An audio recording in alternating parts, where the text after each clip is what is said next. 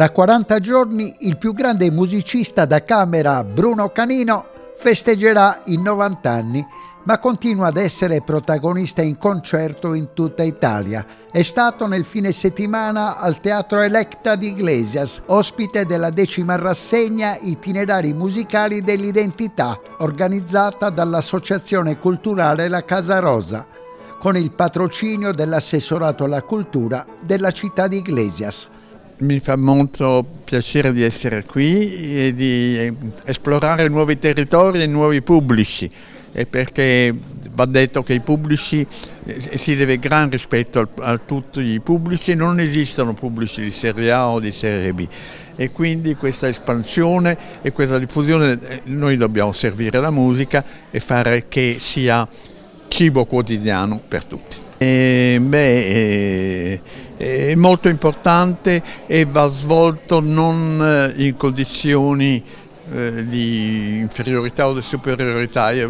L'esperienza conta qualche cosa, però dai giovani si possono e si devono ricevere stimoli e un gioco di scambio reciproco.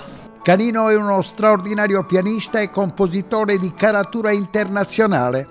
Ha saputo unire l'insegnamento della musica da camera in importanti istituzioni come il Conservatorio di Milano e quello di Berna. È tra i grandi del XX e del XXI secolo, con Severino Gazzelloni, Uto Ughi e Katy Berberian, ed il grande suo amico Salvatore Accardo. Eravamo compagni di scuola, però quelli che hanno nominato, poi ce ne sono altre decine, e devo dire ha funzionato quasi sempre, e era importante stabilire un rapporto comunque di amicizia, e la musica, soprattutto musica da camera, che io è il mio campo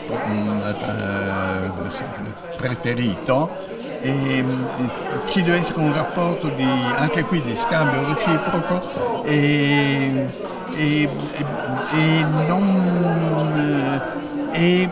ci deve unire però tutti quanti l'amore per la musica. Se non c'è quello, allora non vale la pena.